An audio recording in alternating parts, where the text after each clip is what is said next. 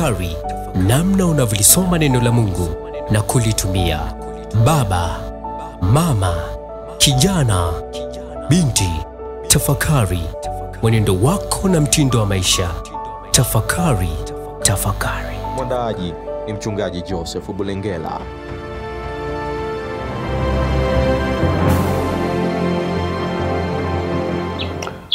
Kwa mara nyingine tena na kukaribisha ndugu mtazamaji na msikilizaji katika mfululizo wa vipindi vyetu vya Tafakari TV. Siku ya leo tuna somo matumizi ya muda wa ziada sehemu ya pili.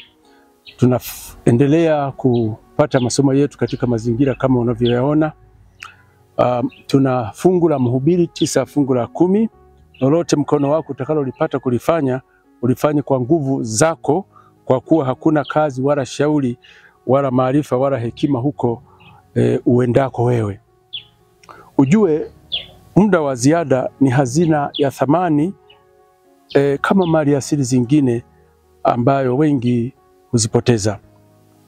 Kwa vile swala kuhusu kutumia muda wa ziada sio jipya, tunayo mifano ya watu wengi zaidi ya maandiko matakatifu. Watu husema kutotumia muda vizuri ni kukwepa maendeleo ya maisha yako. Ndugu Alois Huxley aliwahi kusema, kuna kona moja ulimwenguni ambayo unaweza kuwa na uhakika wa kuboresha, nayo ni wewe mwenyewe. Hutokea nini mtu atumiapo muda wa ziada vizuri? Husaidia kufanya ndoto kutimia. Mfano ndugu Elihu Burritt aliyeishi tangu Disemba 8, 1810 hadi Machi 6, 1879. Huyu alikuwa ni mwanadiplomasia, mhisani, mhamasishaji wa kijamii wa Kimarekani aliyefanya kazi kwa saa 11 kwa siku, na bado akapata muda wa kujifunza na kumudu lugha 19. Akawa mhadhiri, akawa mwandishi mashuhuri aliyesafiri sana Marekani na Ulaya. Hapa Afrika, karne ya 20, hayati baba wa taifa Mwalimu Julius Kambarage Nyerere, Francis Kwame Nkrumah wa Ghana, Nelson Mandela wa Afrika Kusini na kadhalika walitumia muda wao vizuri hadi kuwa viongozi mashuhuri hapa bara la Afrika. Kwa kuzingatia thamani ya muda wa ziada, jioni mwa sayari hii ambayo mambo mengi yamevurugwa na maovu, haya hapa maneno ya mwenye hekima: lolote mkono wako utakalo kulifanya, ulifanye kwa nguvu zako zote, kwa kuwa hakuna kazi wala shauri kule uendako kuzimuni. Yeye aliyebuni maisha anayo ushauri hata kwa vijana. Mkumbuke muumba wako siku za ujana wako, kabla siku mbaya hazijaja. Katika sayari hii inayochoka na kuchakaa kama vazi, bado anao ushauri hata kwa wazee. Katika madhaifu na kuishiwa nguvu, wachague kutumia muda wa ziada na maisha yao kwa mambo ya maana. Mfano, Daniel anatuambia kuzingatia mapendekezo ya mzee wa siku.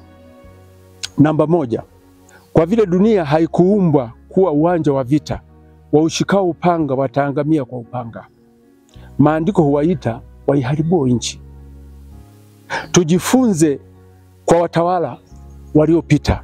Hebu wazee tutumie busara muda wetu kwa kuwashauri watawala, wakazi binafsi wa dunia hii na mataifa makubwa na mataifa madogo, kutumia muda huo kama fursa jioni mwa historia ya maisha yao, kuwapenda adui na kuwatendea mataifa mengine kama nafsi zao wenyewe wanavyotaka kutendewa. Hii ni kanuni ya pekee ya kuishi katika sayari hii ambayo tumepewa kielelezo na maisha ya Yesu mwenyewe. Namba 2, kumbuka uchakavu wa uhai katika sayari yetu na wakazi wake unatokana na uchaguzi duni wa menyu isiyo sahihi ya kula, ya kunywa, pamoja na kuoa. Mtu hakuumbwa ili kula tu kwa ajili ya utukufu wa Mungu. Tutumie muda wa ziada kula na kunywa na mtindo wa maisha ulio bora ili kuendeleza uhai. Mwanzo 1:29. Kutokuwa na kiasi katika muda wa ziada ndio kumerutubisha bomu la mateso, magonjwa, dhuluma, hasira, vita na kifo duniani. Utafiti wa kisayansi unaunga mkono ushauri wa roho ya unabii kwamba ili kuiongeza miaka ya dhahabu ili kuepuka tatizo la mwendo kasi wa damu, walio na umri mkubwa wale chakula cha kawaida tu saa 2 mpaka 3 kabla ya kulala. Waepuke kulala wamekula jibini, chakula chenye sukari, keki, vyakula vya viwanda vilivyokolezwa na viungo vingi, vyakula vyenye vilevi, kwa mfano kahawa. Naona angalau mtu ikiwezekana ale kipande cha ndizi kuliko kutumia chokoleti, vyakula vilivyokaangwa vyenye mafuta mengi na vilivyo na chumvi nyingi. 3. Katika siku zake huko Palestina, Yesu katika muda wake wa ziada, baada ya kazi nyingi, alikuza uhusiano wake na Muumbaji kwa maombi, kwa kutafakari na kusikiliza muziki uliomuinua Muumbaji, kwani huo muziki hujenga uhai, hubadili mtazamo na huboresha fahamu na utambuzi. Angalia na kutafakari juu ya maumbile asilia. Kwanza, ukijani kama huu unaouona huyapatia macho likizo dhidi ya mkazo unaotokana na kuangalia rangi na mazingira ya kubumba. Linda milango ya fahamu kwa kujisomea neno la Mungu au vitabu vizuri au video za maana, ili usikie sauti ya Mungu. Katika jioni ya maisha ya Eli, huenda kutokana na uzee hakuwa na muda wa kulisoma neno la Mungu. Mungu aliongea na Samueli katika muda wake wa ziada. Yawezekana wewe kijana haukujua jambo hili. Samueli alipoelimishwa na Eli mara 3, alimsikiliza Mungu. Kupitia ujumbe huu, rafiki msikilizaji na mtazamaji, tumia muda wako wa ziada kumsikiliza Muumbaji wako badala ya uzoefu wako. 6.